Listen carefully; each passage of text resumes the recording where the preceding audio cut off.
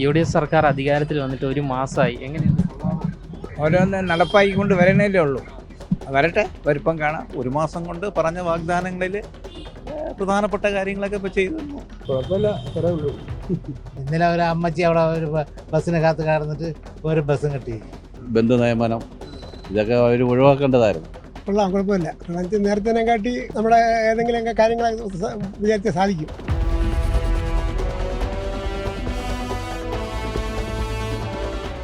നമസ്കാരം. UDF സർക്കാർ അധികാരത്തിൽ ഏറിയിട്ട് ഒരു മാസം പിന്നിടുകയാണ്. നിരവധി ജനകീയ പദ്ധതികളെല്ലാം തന്നെ നടപ്പിലാക്കിയിട്ടുണ്ട്. പ്രിയദർശിനി ബസ് സർവീസ് നടപ്പിലാക്കിക്കൊണ്ടിരിക്കുന്നു. ഇന്നേക്ക് 3 ദിവസം തികയാൻ പോകുന്നു. മറ്റു പല സ്ഥലങ്ങളിലും ഇന്ദിരാ ക്യാൻറ്റീൻ ആരംഭിച്ചിട്ടുണ്ട്. എന്തായാലും നിരവധി ജനകീയ പദ്ധതികൾ നടപ്പിലാക്കിയിട്ടുണ്ട്.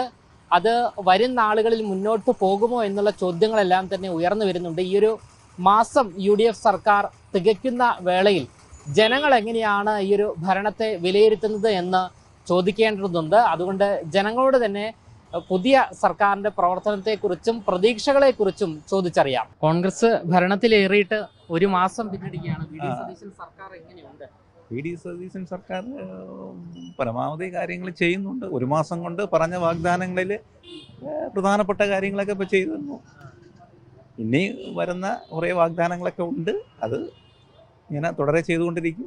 സർക്കാർ വളരെ ഭംഗിയായിട്ട് പോകും. നല്ല പ്രതീക്ഷയുണ്ടോ? പ്രതീക്ഷയുണ്ട്. പിന്നെ സൗജന്യ യാത്രയൊക്കെ മുന്നോട്ട് നീങ്ങുമോ? സൗജന്യ യാത്ര മുന്നോട്ട് നീങ്ങും. അത് ഒരുപാട് പേർക്ക് ഉപയോഗം ചെയ്യുന്നതാണ്. വളരെ സ്ത്രീജനങ്ങൾക്ക് ഉപയോഗം ചെയ്യുന്നതാണ്. നല്ല ഒരു ഇതാണ്. അതുപോലെ തന്നെ ഇനി പറഞ്ഞിരിക്കുന്ന ഗ്യാരണ്ടിയിൽ 25 ലക്ഷം രൂപയുടെ ആരോഗ്യ ഇൻഷുറൻസ്, പിന്നെ സേവന പെൻഷൻ, അതൊക്കെ വരുമ്പോഴത്തെ ആൾക്കാർക്ക് ഒരുപാട് പേർക്ക് ഉപയോഗം ചെയ്യുന്ന കാര്യമാണ് സർക്കാർ മുന്നോട്ട് കൊണ്ടുപോകുന്നത്. ഇന്ദിരാ ക്യാൻറ്റീനെ കുറിച്ച് അത്ര അറിയാൻ വയ്യ. ഇന്ദിരാ ക്യാൻറ്റീൻ ഈ കാര്യങ്ങളെല്ലാം, ഈ പറഞ്ഞിരിക്കുന്ന ഗ്യാരണ്ടികളെല്ലാം നടപ്പിലാക്കും. ഓപ്പറേഷൻ തൂഫാൻ അടിപൊളിയായിട്ട് മുന്നോട്ട് പോകുന്നു. ഇപ്പം തന്നെ ഈ ചുരുങ്ങിയ ദിവസം കൊണ്ട് എത്ര കോടി രൂപയുടെ മയക്കുമരുന്നുകൾ പിടിക്കുകയും അത് നല്ല രീതിയിലുള്ള ആഭ്യന്തരമന്ത്രി വളരെ കാര്യമായിട്ട് ചെയ്യുന്നുണ്ട്. നിലവിൽ വി.ഡി. സതീശൻ സർക്കാരിന്റെ ഭരണം എങ്ങനെയുണ്ട്? ഒരു മാസം പിന്നിടുകയാണ്.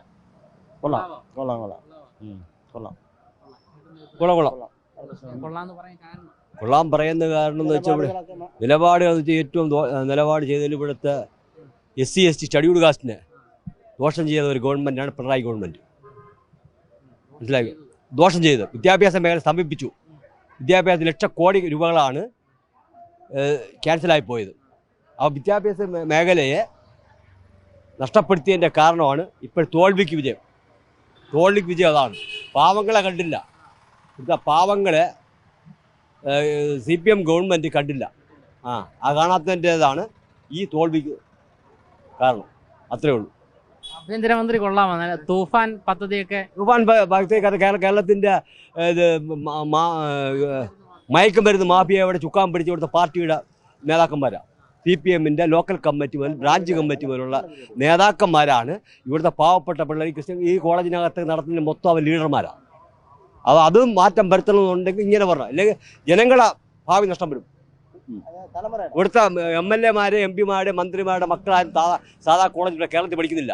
എല്ലാം വെളിരാജ്യങ്ങളാണ് പഠിക്കുന്നത്. കോടി കൊടുത്താണ് പഠിക്കുന്നത്. അവനുള്ള പണമുണ്ട്. പാവങ്ങൾക്ക് പണമില്ല. എത്രയോ കോടി രൂപയാണ് ഇവിടുത്തെ പട്ടിക വികസന ഓഫീസിൽ നിന്ന് ക്യാൻസലായി പോയത്. അതുകൊണ്ട് പറഞ്ഞതാണ് ഗവൺമെന്റ് മോശം എന്ന് പറഞ്ഞത്. എന്തായാലും ഭരണം നന്നായിട്ട് മുന്നോട്ട് കൊണ്ടുപോകും എന്നുള്ള പ്രതീക്ഷയാണ്. അതായത് കാഴ്ചപ്പാടുള്ള വ്യക്തിയാണ്. ഒരു മാസമായി UDF സർക്കാർ വന്നിട്ട് എങ്ങനെയുണ്ട്? ഭരണം എങ്ങനെയുണ്ട്? കൊള്ളാമോ? കുഴപ്പമില്ല. പറയാൻ കാരണം? കുഴപ്പമില്ല, അത്രേ ഉള്ളൂ.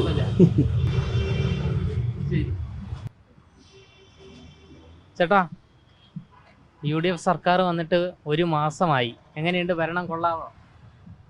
ഒന്നും പറയാറായില്ല. പ്രിയദർശിനി സർവീസ് ഒക്കെ കൊള്ളാമോ? പ്രിയദർശിനി സർവീസ് ഇതുവരെ ആരംഭിച്ചല്ലോ. ആരംഭിച്ചല്ലോ, 2-3 ദിവസമായി. ഒന്നും ആയില്ല. ആരെയും കയറ്റിയില്ല. ഇന്നലെ ഒരു അമ്മച്ചി അവിടെ ഒരു ബസ്സിനെ കാത്ത് കടന്നിട്ട് ഒരു ബസ്സും കിട്ടിയില്ല. ബസ് കിട്ടിയില്ല. ഒന്നും പറയാനായില്ല എന്നാണ്. ആയില്ല. കൊള്ളാമോ? കുഴപ്പമില്ല. അതെന്താ കുഴപ്പമില്ല എന്ന് പറയാൻ? വലിയ കുഴപ്പമില്ല. മറ്റേ അവരെ സംബന്ധിച്ചിടത്തോളം കൊള്ളാം. ഒരു ഇതിനേക്കാള് better ആണ്. ബെറ്ററാണ്. ഒരു മാസം ആയതേ ഉള്ളൂ. ഇനിയും ഈ 2-3 പിന്നെ പ്രശ്നങ്ങളൊക്കെ ഉണ്ടായില്ലേ, മറ്റേ ബന്ധു നിയമനം, ഇതൊക്കെ അവർ ഒഴിവാക്കേണ്ടതായിരുന്നു. അല്ലെങ്കിൽ അവരെ പോലെ ഇതേപോലെ ഇരിക്കേണ്ടി വരും. സൗജന്യം എത്ര കൊള്ളാവോ? സൗദിനെ എത്ര കൊള്ളാന്ന് പറഞ്ഞാൽ ഇപ്പോൾ 1 ലക്ഷം രൂപ ശമ്പളം വാങ്ങിക്കുന്നവരും വാങ്ങിക്കല്ലേ. സാധാരണക്കാരന് അത് കിട്ടൂലല്ലോ, ഒരു ഭോഗത്തിനല്ലേ കിട്ടുള്ളൂ. ഇപ്പോൾ ഗവൺമെൻറ് ഉദ്യോഗസ്ഥർ 50,000 1 ലക്ഷം രൂപ ശമ്പളം കുറഞ്ഞ ആരും ഇല്ലല്ലോ. അവർക്ക് ഇത് കിട്ടില്ല. അവരാണ് ഇപ്പോൾ കൂടുതലും പോണത്. ഇപ്പോൾ ഈ ആനുകൂല്യം എല്ലാം കിട്ടണതെല്ലാം ഒരു തട്ടിന് തന്നെ. താഴെ കിട്ടുന്നത് ആര് പോണ, കൂടുതലും പെണ്ണുങ്ങളുടെ വീട്ടിലിരിക്കുന്നത്. ഓക്കെ, ഇതാണ് പ്രതികരണം. പല പല വ്യത്യസ്തമായുള്ള അഭിപ്രായങ്ങളാണ്. ചേട്ടാ, UDF സർക്കാർ അധികാരത്തിൽ വന്നിട്ട് ഒരു മാസമായി, എങ്ങനെയാണ് കൊള്ളാമോ? ഞാൻ പറയാറായില്ല. ഇല്ല, ഓരോന്ന് നടപ്പാക്കിക്കൊണ്ട് വരണേലേ ഉള്ളൂ. വരട്ടെ, വരുമ്പം കാണാം. ഇനി സമയം പിടിക്കും ഇനി മനസ്സിലാക്കണമെങ്കിൽ 6 മാസമെങ്കിലും ആവും. സാധാരണ 3 മാസമൊക്കെ ആകുമ്പോൾ അറിയാൻ പറ്റും. ഇപ്പോൾ ഒന്ന് എങ്ങനെയാണ്, അപ്പോൾ പുതിയ ആൾക്കാരല്ലേ, CM പുതിയത്, മന്ത്രിമാരൊക്കെ പുതിയത്, അവരുടെയൊക്കെ യുക്തിപരമായിട്ടുള്ള ഇതിൽ വരും. ഇപ്പോൾ കുറച്ചാൾ കഴിയുമ്പോഴേ അറിയാക്കുള്ളൂ. മുഖ്യമന്ത്രി കൊള്ളാമോ? പഴയ മുഖ്യമന്ത്രി അങ്ങനെ പറയാൻ ആയില്ലല്ലോ. അങ്ങനെ പറയാം. പഴയ മുഖ്യമന്ത്രി എന്ന് പറയുമ്പോൾ അത് മുമ്പേ ഉള്ള ആള്, അങ്ങനെ 10 വർഷം ഇരുന്നപ്പോൾ അതിൻ്റെതായ ഭരണം വന്നു. ഇപ്പോൾ പുതിയ ആളല്ലേ, ഇവരുടെ ഭാവനയിലുള്ള ഭരണം വരട്ടെ. ജനങ്ങൾക്ക് നന്നായിരിക്കുമെന്ന് പ്രതീക്ഷിക്കുന്നു. എന്നിട്ട് നോക്കാം അല്ലേ. ചോദ്യം ചോദിക്കട്ടെ, ഒരു മാസമായി നമ്മുടെ സർക്കാർ വന്നിട്ട് കൊള്ളാമോ? പറയാറായോ? കൊള്ളാം, കുഴപ്പമില്ല. പറയാൻ കാരണം എന്താ? കാരണം നേരത്തെ കാട്ടി നമ്മുടെ ഏതെങ്കിലുമൊക്കെ കാര്യങ്ങളൊക്കെ വിചാരിച്ചാൽ സാധിക്കും. പഴയ മുഖ്യമന്ത്രിയേക്കാൾ കൊള്ളാം. കൊള്ളാം കൊള്ളാം കൊള്ളാം. പിന്നെ ഈ പറഞ്ഞ പദ്ധതികളൊക്കെ നടപ്പിലാവും, മുന്നോട്ട് പോവാം. എന്താ അഭിപ്രായം? മുന്നോട്ട് പോകും എന്നുള്ളതാണ് പ്രതീക്ഷ. വലിയ പ്രതീക്ഷ തന്നെയാണ് തന്നെ. ചേട്ടാ, ഒരു മാസമായി സർക്കാർ അധികാരത്തിൽ വന്നിട്ട് പുതിയത്, എങ്ങനെയുണ്ട്? കൊള്ളാമോ? പറയാറായോ? വലിയ ഇത് കുഴപ്പമില്ല. പക്ഷെ നമ്മളെ ടാക്സിക്കാർക്ക് വേറെ ഒരു എന്ന് വെച്ചാൽ, ടാക്സിയെ സംബന്ധിച്ചോളം എന്ന് വെച്ചാൽ നമുക്ക് ഒരു വേറെ വല്ല മാറ്റങ്ങളൊക്കെ വരണ്ടേ. നമ്മളെ ടാക്സിയെ സംബന്ധിച്ചോളം പറയാം, ടാക്സി കഴിഞ്ഞ സർക്കാരിൻ്റെ കാലത്ത് ഇരുന്ന പോലെ തന്നെ നമുക്ക് ഇപ്പോഴും. പിന്നെ ഇപ്പം പറഞ്ഞാൽ യൂബർ ടാക്സി വന്നതോടുകൂടി ടാക്സി സ്റ്റാൻഡിലുള്ള ഓട്ടങ്ങളൊക്കെ അങ്ങ് നിലച്ച്. അതും പോരാത്തോണ്ട് നമുക്ക് ഒരു വർഷത്തിൽ ഒരിക്കൽ ഇൻഷുറൻസ് തന്നെ 17,000 രൂപ അത് ഓടണം. പിന്നെ അതെല്ലാം കൊടുക്കാം, ടാക്സും കൊടുക്കാം. ഇപ്പം ഒരു സ്റ്റേറ്റിലും ഇല്ലാത്ത ഒരു GPSC ഒരു പരിപാടി അത് പല ചാനലുകളും കാണിച്ചു തുടങ്ങി. അത് വർഷത്തിൽ ഒരിക്കൽ 4,000 രൂപ പുതുക്കണേനാവും. പിന്നെ അത് വയ്ക്കണേന് 7,000 രൂപ. ഒരു പ്രയോജനമില്ല. നമുക്ക് ഒരു ദിവസമെങ്കിലും അത് ഉപയോഗിച്ചിട്ടുണ്ടെങ്കിൽ അത് പ്രയോജനമുണ്ട്. അതിൽ നിന്നൊന്ന് ഒഴിവാക്കാൻ വേണ്ടി ആണ് നമ്മളെ. അല്ലാതെ ഓട്ടം ഇപ്പം ഇല്ല. പൊതുവേ ടാക്സി സ്റ്റാൻഡ് ആരും പിടിക്കുന്നില്ല. എന്താണെന്ന് വെച്ചാൽ എല്ലാവർക്കും ഊബർ മതി, ഊബർ ടാക്സിയാണ്. അപ്പം അങ്ങനെ അതുകൊണ്ട് നമ്മൾ കരുണാകരൻ്റെ കാലത്തെ ഇത് അപ്പോഴൊക്കെ കോൺഗ്രസ് വരുമ്പോൾ നമുക്ക് ഓട്ടം കൂടുതലാണ്. പക്ഷേ ഇപ്പം എല്ലാവരും ഇപ്പം മന്ത്രിത്തിൽ പോകണമെങ്കിൽ ടക്കന ഒരു ഊബർ ടാക്സി വിളിച്ച് അവിടെ ചെന്ന് ഇറങ്ങിയാൽ. മറ്റതങ്ങനെയല്ല.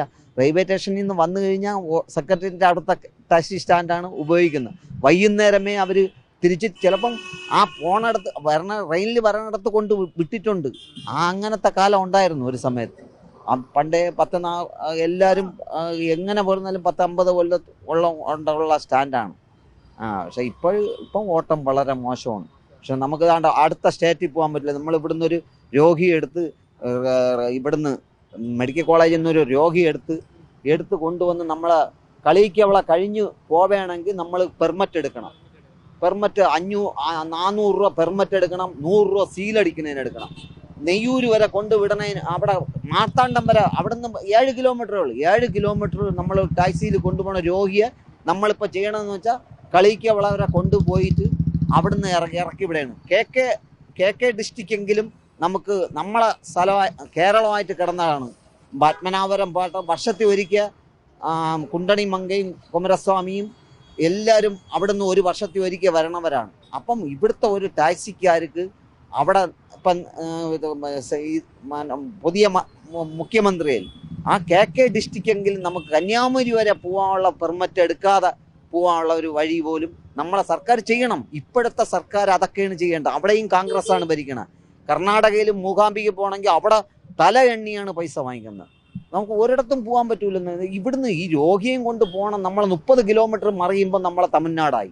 അവിടം വരെ നമ്മളെ കേരള ടാക്സി പോകണമെങ്കിൽ നമ്മൾ 400 രൂപ ഇതെടുക്കണം, 100 രൂപ സീലടിക്കണേന്.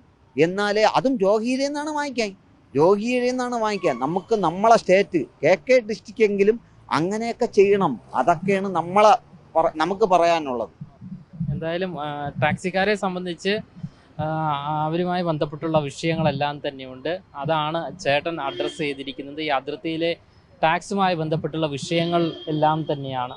അതായത് ഈ സർക്കാരിനെ കുറിച്ച് പൊതുവേ ഉള്ളൊരു അഭിപ്രായം കൊള്ളാം, അതായത് മുൻപുണ്ടായിരുന്ന സർക്കാരിനേക്കാൾ കുഴപ്പമില്ല, ബെറ്റർ ആണ് എന്നുള്ള കാര്യമാണ് ജനങ്ങൾ ഈ ഒരു മാസത്തിന് ശേഷം അവർ പങ്കുവയ്ക്കുന്നത്. ഇനി വരും നാളുകളിൽ മാത്രമേ, അതായത് ഒരു 6-7 മാസത്തിന് ശേഷം മാത്രമേ കൃത്യമായുള്ള റിസൾട്ട്, അതായത് സർക്കാരിൻ്റെ പ്രവർത്തനത്തെക്കുറിച്ച് കൂടുതൽ വിലയിരുത്താൻ സാധിക്കൂ എന്നുള്ള ഒരു അഭിപ്രായം കൂടി ഉയർന്നു വരുന്നുണ്ട്.